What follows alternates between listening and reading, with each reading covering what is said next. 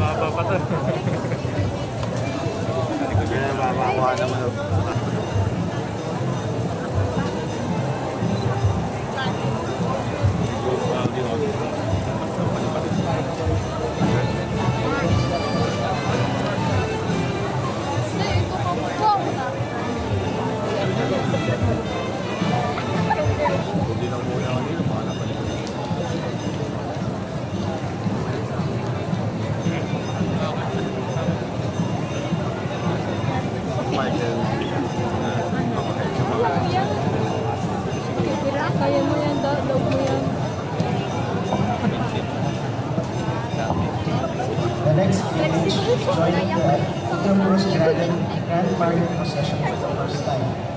We would like to thank Reverend Father Eldrick S. Peña, the Shrine Director and Parish Priest, Honorable Bernardo A. Sanpan Jr., Mayor of Cardona, and Vice Mayor Honorable Gil S. J. Mandar. We have with us the Banda Simo of Cardona Rizal. We would also like to thank the municipal government of Cardona and the municipal government of Cardona Dancers.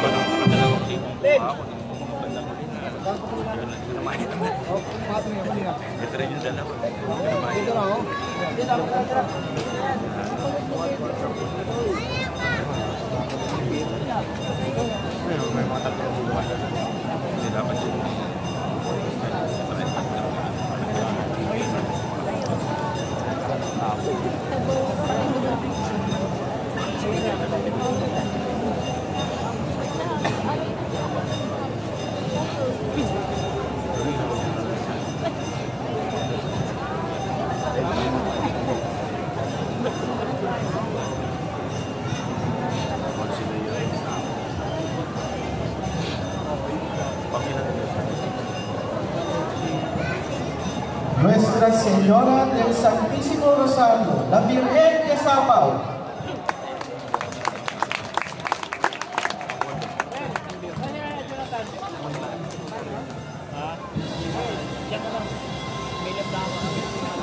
This image is gathered after the death of Spanish Governor General Luis Perez das Valinas in 1593, which was carved by a Chinese artisan.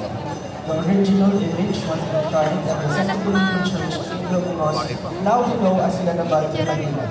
The most celebrated victories of Our Lady of the Rosary are the 5 battles which the Spaniards fought against the conquering Dutch in Manila Bay from March to October of 1646.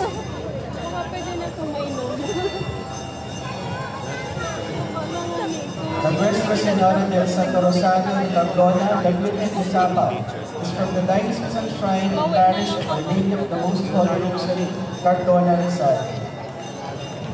Again, we wish to thank Reverend Father Eldrick S. Peña, the Shrine Director and Parish Priest, Honorable Bernardo A. Sanpan Jr., Mayor of Cardona, and Vice Mayor Honorable Gil S. J. Mandar, as well as the municipal government of Cardona Dancers.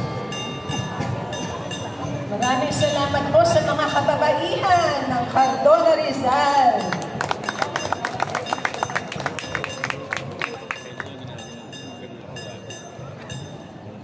Sila po ang may buhat sa imahe ng West sa Señora del Santísimo Rosario, la Virgen de Sapao.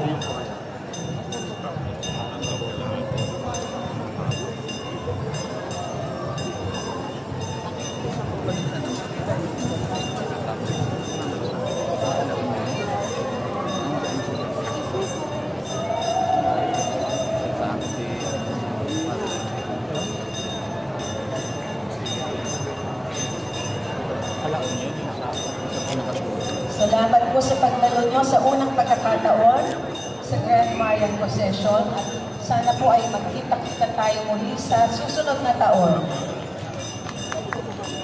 Mabuhay ang mga taga-Cardona, Rizal.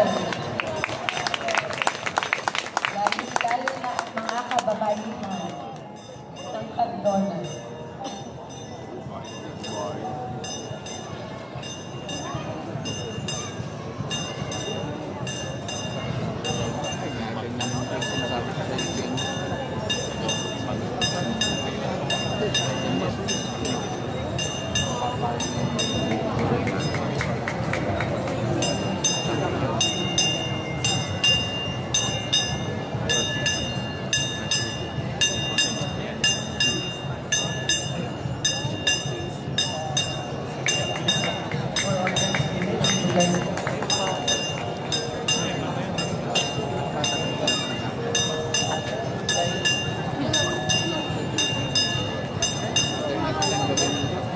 Acknowledge President Father Anthony Peña, Line Network International, Diocese Shrine and Parish of Manila, the Most Holy Rosary of Cardona Rizal.